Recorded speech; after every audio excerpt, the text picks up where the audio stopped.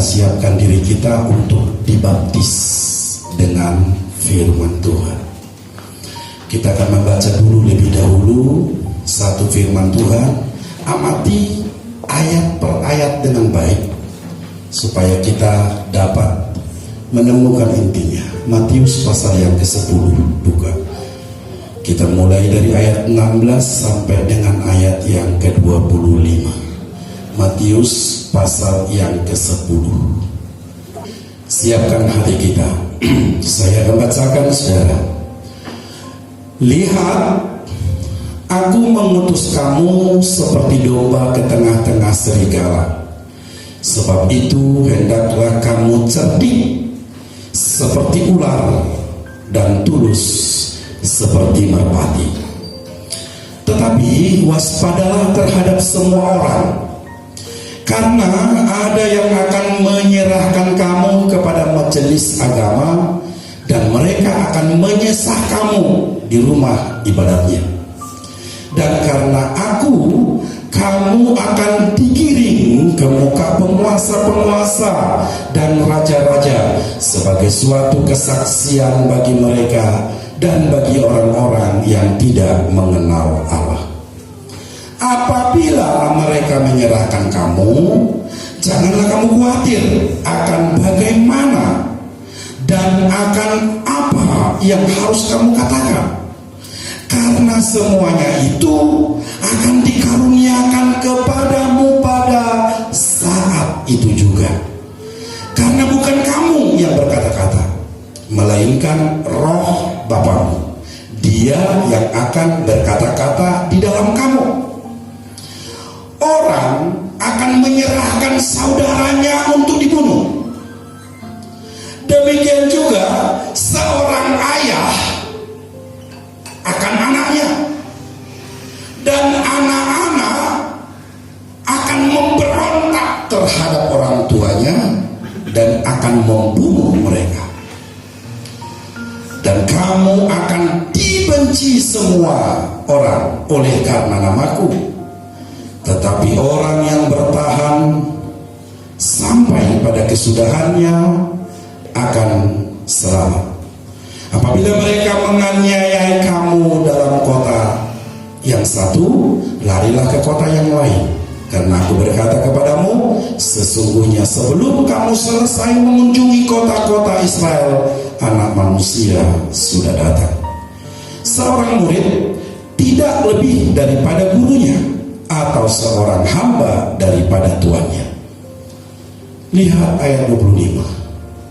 Cukuplah bagi kamu, perhatikan ya, cukuplah bagi kamu, cukuplah bagi seorang murid jika ia menjadi sama seperti gurunya, dan bagi seorang hamba jika ia menjadi sama seperti tuannya.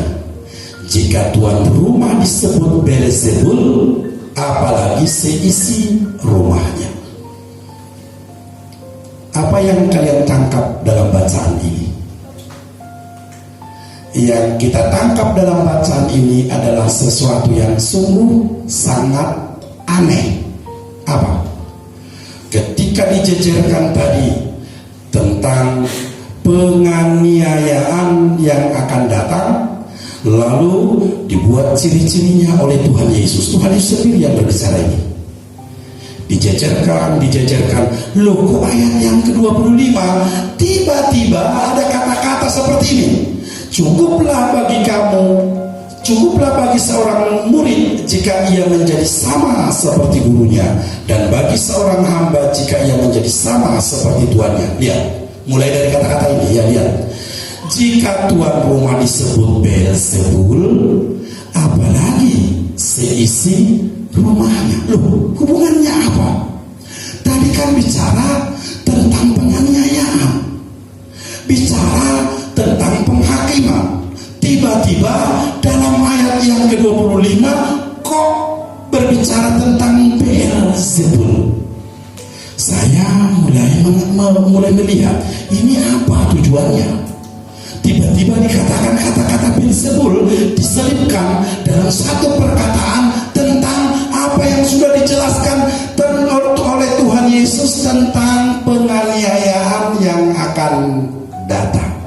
Menurut kamu Kristi, apa itu? Kenapa tiba-tiba Tuhan Yesus mengatakan Beelzebul? Kira-kira apa? Kalau nggak tahu, bilang nggak tahu, karena ini harus berlanjut. Tidak tahu, itu cukup bagus. Mengakui, itu tidak tahu, gitu aja. Kalau saya juga nggak tahu. Kalau tidak baca berulang-ulang, saya tidak tahu. Nah, sekarang mari kita lihat dulu sebenarnya itu Beelzebul itu siapa toh? Beelzebul itu adalah kalau dalam perjanjian lama disebut Baal-zebub. Baal-zebub itu adalah dewa yang disembah oleh orang Filistin, dan itu berpusatnya di Ekron. Mau tahu kira-kira bagaimana itu Beelzebul? Waduh, ini gak ada yang cocok dengan Beelzebul. Tapi ada yang ada yang di sini saya lihat ada yang terbalik.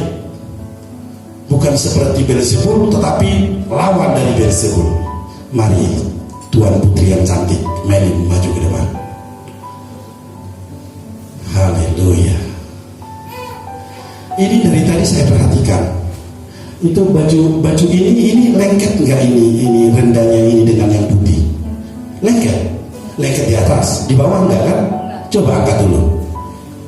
Terus ya, angkat dulu. Nah, kau coba itu, kamu angkat yang biru, saya angkat yang putih. Wah, luar biasa. Apa yang Anda ada dalam pikiranmu ketika lihat seperti ini? Sayang. Haleluya. Saya kok melihat, terima kasih. Saya kok melihat kok ada belalang, ada lalatnya. Pernah lihat belalang? Pernah lihat lalat? Pernah. Oke. Beelzebul. Jangan sampai salah sangka dengan anakku itu ya. Tunggu dengar kata-kata nanti, itu Beelzebul. Saya bilang anti. Ditolak dari Beelzebul. Nanti akan saya jelaskan. Beelzebul itu diumpamakan digambarkan seperti seekor lalat, dan matanya itu besar dua-duanya. Pernah lihat lalat nggak? Pernah lihat matanya nggak? Matanya gede banget nggak? Kalau menurut kamu itu sama seperti apa yang sering kita lihat?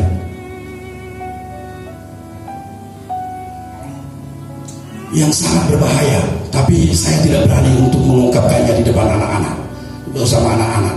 Apa itu? Ultraman. Matanya itu, sebenarnya Ultraman itu diambil, kalau kita perhatikan lebih jelas, itu diambil dari gambar Beelzebul. Bahaya sekali. Tapi ketika cucu saya bilang itu, ayo setel Ultraman. Ini apa ini? Gimana ini? Kalau tidak, ini sudah malam, nanti dia nangis. Masalah. Saya tidak takut karena dia nangis, bukan. Tetapi nanti akan ada masanya, sedikit demi sedikit akan diberitahukan. Ultraman itu berbahaya sekali. Nah, orang saudara-saudara kita yang dari Katolik mengatakan Beelzebub ini, saya pernah membaca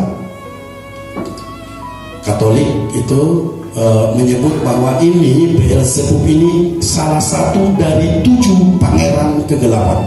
Jadi salah satu dari 7 iblis yang menguasai kegelapan. Itu Beelzebub, dan digambarkan seperti lalat. Dia punya mata yang besar dan dia punya sayap. Oke? Bisa menangkap sampai sejauh ini. Lalu kenapa Tuhan Yesus mengatakan begitu tadi?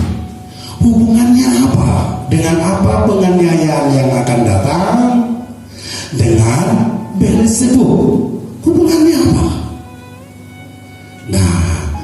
kita simak dengan baik-baik, saudara. Kita simak dengan baik-baik. Beelzebub, Baalzebub atau Beelzebul itu diungkapkan oleh Tuhan Yesus dalam ayat yang ke-25 setelah dia menguraikan beberapa fakta yang akan datang pada akhir zaman. Pada saat apa kita hidup sekarang ini? Yang pertama, dikatakan di sana ayat berapa tadi itu, Mas Samuel? Nanti tolong ditayangkan. Dikatakan di sana, kamu harus cerdik seperti ular. Lihat, aku mengutus kamu seperti domba ke tengah-tengah serigala. Sebab itu hendaklah kamu cerdik seperti ular. Apakah sudah titik? Kalau sudah titik, kamu seperti agama-agama seberang yang meneror orang Kristen. Orang Kristen licik seperti ular. Dan itu menjijikan. Kata-kata itu sungguh menjijikan. Saya berkali-kali menemui kata-kata itu keluar dari mulut mereka, petinggi-petinggi agama. Mereka tidak tahu ada ayat, salah satu ayat selanjutnya, dan apa? Tulus seperti merpati. Kata-kata cerdik seperti ular tidak boleh dipisah dari cerdik seperti merpati. Tulus seperti merpati. Bagaimanakah dengan kepercayaan mereka? Mereka itu mengatakan hendaklah kamu cerdik seperti ular. Titik. Bisa buktikan nggak? Saya bisa membuktikan. Tidak etis di sini untuk membuktikan. Mulai dari atas sampai ke bawah saya bisa membuktikan 100% bahwa mereka sangat cerdik seperti ular. Beberapa orang hari-hari ini masuk ke pengadilan agama dengan tidak ada dasarnya. Ini dasar dia ini dihukum sampai sekian tahun itu apa? Beberapa orang saya lihat itu apa ini hubungannya apa dengan hukuman? Bukankah mulut mereka itu jauh lebih kecil? Ini kan kasih yang diucapkan. Ini mereka kecil. Mana yang goblok, mana yang segala macam kata-kata kotor. Tetapi mereka justru ditinggikan, disanjung-sanjung. Tetapi beberapa orang mengatakan kasih dan kebenaran di penjara. Mungkin beberapa orang tahu yang saya maksudkan. Ini terjadi pada akhir zaman. Kata itu, fakta itu diberitahukan oleh Tuhan Yesus di ayat yang ke-16. Itu yang pertama. Mereka, orang-orang di sekitar kita, orang-orang di seluruh dunia, khususnya di Indonesia ini, memutarbalikkan fakta. Mereka memang cerdik seperti ular. Sayangnya tidak bisa tulus seperti merpati. Fakta dalam politik. Orang bisa dalam politik di Indonesia. Indonesia yang kita cintai ini begitu sangat terbalik kadang-kadang. Sangat mengerikan. Sangat mengerikan. Tetapi kita bersyukur ada tangan Tuhan yang kuat yang memegang negara kita. Saya bisa melihat itu beberapa poin dari yang terjadi di negara ini, khususnya beberapa bulan terakhir ini. Tangan Tuhan yang perkasa menolong, memimpin para pemerintah kita untuk terus tegar dalam berbagai macam permasalahan yang menggoncang negara ini. Mereka, pemerintah kita, diberi kekuatan untuk terus fokus dan berjalan. Sebenarnya kalau orang yang sangat stres hari-hari ini adalah para pemerintah kita, maka kita doakan mereka supaya mereka di tengah-tengah goncangan, di tengah-tengah gelombang, di tengah-tengah orang-orang yang cerdik seperti ular, mereka kuat berjalan, melaksanakan, terus berjalan, menjalankan roda pemerintahan dengan takut akan Tuhan. Orang seperti ini Tuhan Yesus mau menggambarkan bahwa orang-orang yang memutarbalikkan fakta itu adalah otaknya dipenuhi oleh roh Beelzebul. Siapa di sini yang suka bohong? Siapa di sini yang suka membalikkan fakta?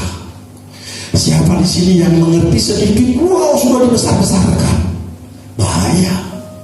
Kamu bisa menjadi pengikut Beelzebul.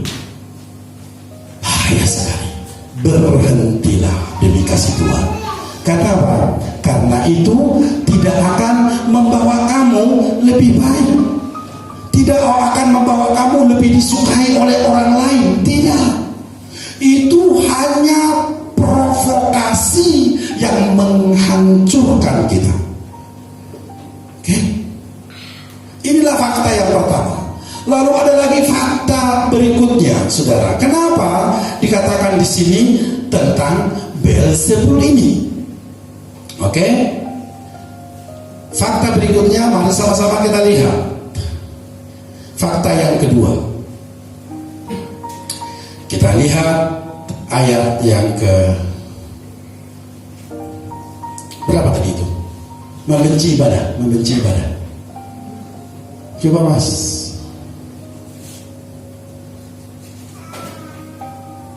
Terus.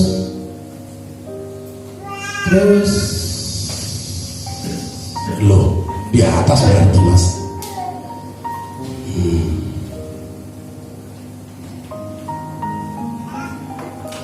Oke.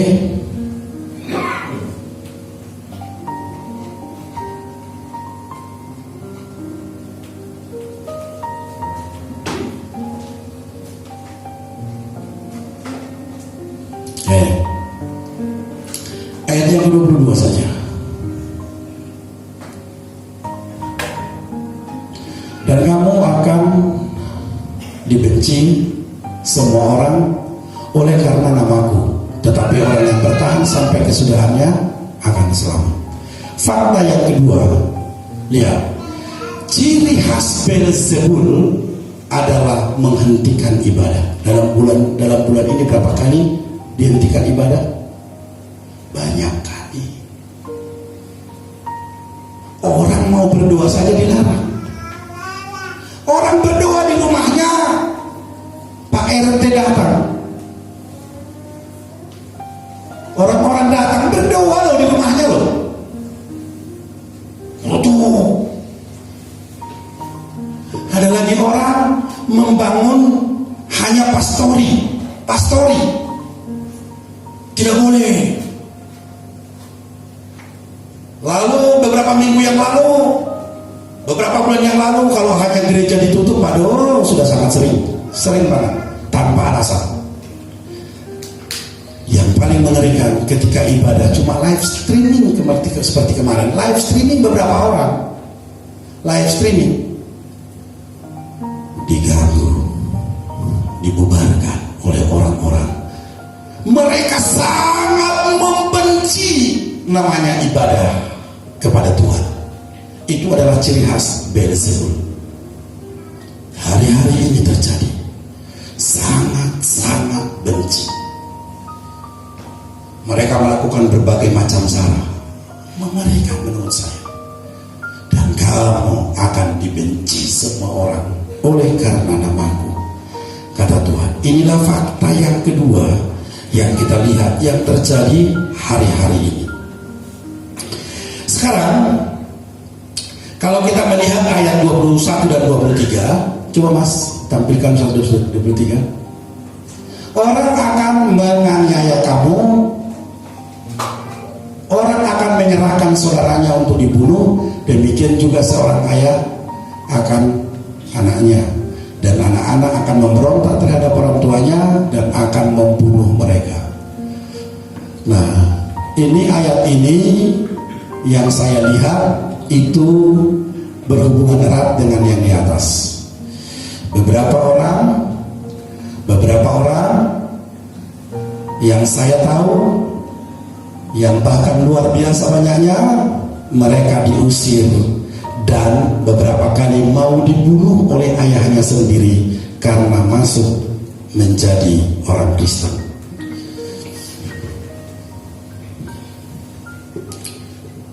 Berapa kali? Kalau mau saya tunjukkan nanti ya.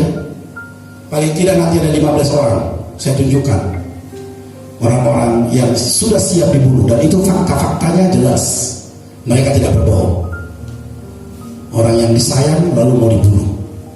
Kalau tidak kasih karunia Tuhan, mereka sudah habis, sudah mati, diselamatkan oleh Tuhan berkali-kali.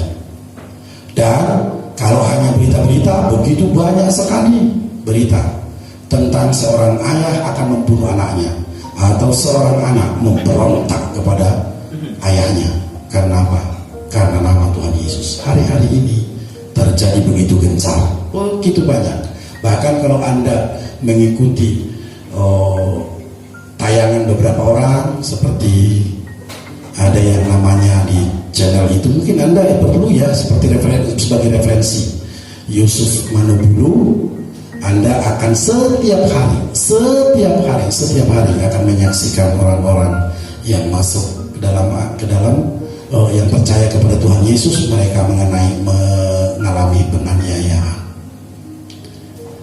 Apa yang membuat ini? Roh Beelzebul. Itulah yang membuat itu. Nah, sekarang mari kita lihat fakta yang jelas dalam Alkitab.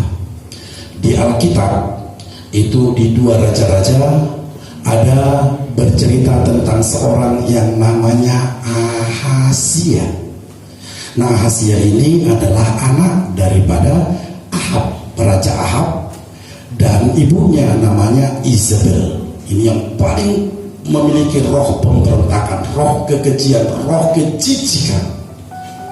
Nah, mereka ini melahirkan anak namanya Ahazia. Ahazia ini menjadi raja, tetapi dia adalah raja yang paling cepat. 2 tahun lamanya dia memerintah. Nah, suatu ketika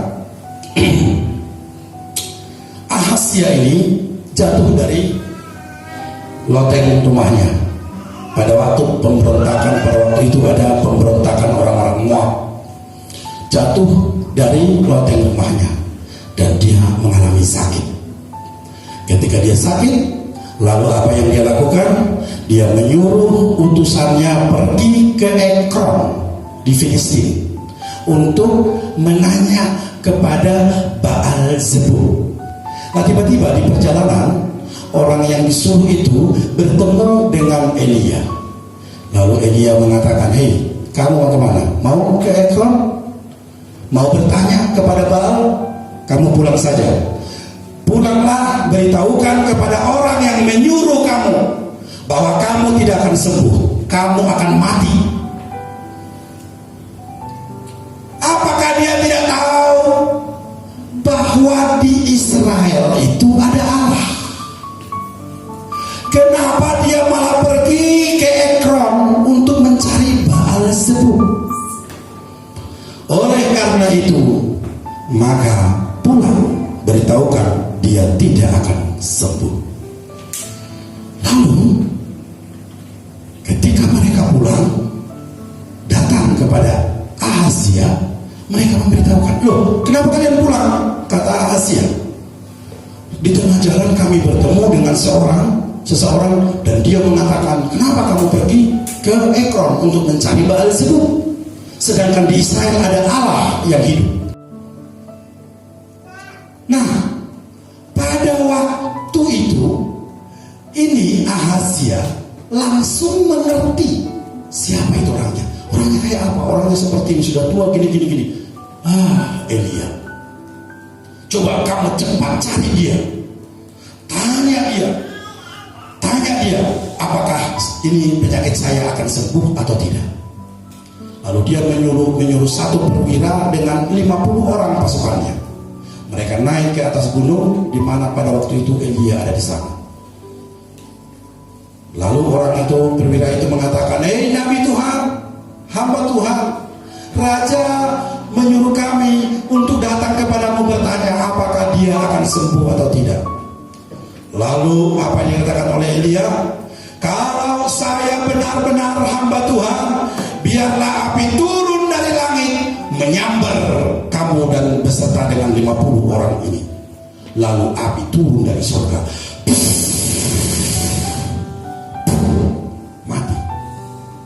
Perwira itu mati dan 50 orang.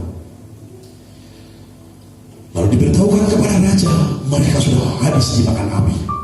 Raja menyuruh lagi perwira dengan 50 orang pergi ke sana.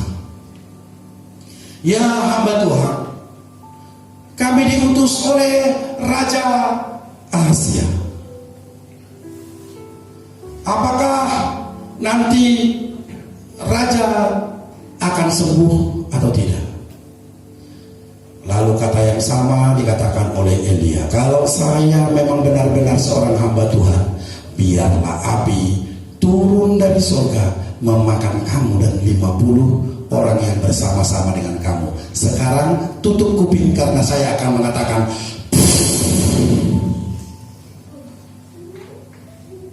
gak ada yang tutup kupingnya, gak ada yang taat di sini. Lebih enak kaget, ya toh?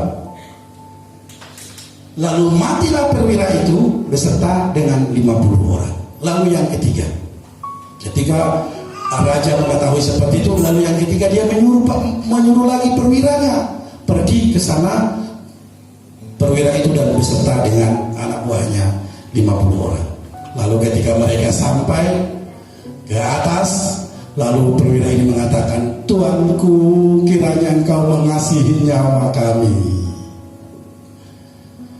Kami diutus untuk bertanya, tolonglah kasihi nyawa kami Tuanku, jangan sampai kami mati seperti 2 utusan sebelumnya. Lalu roh Tuhan mengatakan kepada Elia, turunlah bersama dengan mereka. Lalu Elia turun bersama-sama dengan mereka pergi menghadap Ahazia. Lalu apa yang dia katakan? Kamu tidak akan hidup, tapi kamu akan mati dengan penyakitmu ini, karena kamu mengetahui bahwa di Israel ada Allah, tapi kamu memilih untuk pergi ke Ekron mencari Baal-zebub sebagai dewa sembahan. Nah saudara-saudara, yang sebenarnya apa yang terjadi? Kalau kita melihat apa yang dikatakan oleh firman Tuhan, itu sebenarnya Ahazia itu artinya apa? Saya cari arti daripada Ahazia adalah yang dimiliki oleh Tuhan. Yang dimiliki oleh Tuhan. Bayangkan, orang yang dimiliki oleh Tuhan dengan memberontak, dia pergi mencari Allah yang lain. Loh, kenapa bisa seperti itu? Kenapa bisa seperti itu? Dia mencari Allah lain padahal ada Allah yang hidup di Israel. Karena dia dibesarkan dan terus dibumbui oleh mulut comberan dari ibunya, Isabel. Terus diberikan hal yang paling menjijikan. Pikirannya, seluruh hidupnya sudah dibumbui dengan apa? Dengan benci sama Tuhan. Dan mereka menjadi penyembah Baal-zebub, atau dalam perjanjian baru dalam bahasa Yunani Beelzebul. Inilah yang terjadi. Lihat apa yang terjadi kepada Ahazia, yang dalam tanda kutip bahwa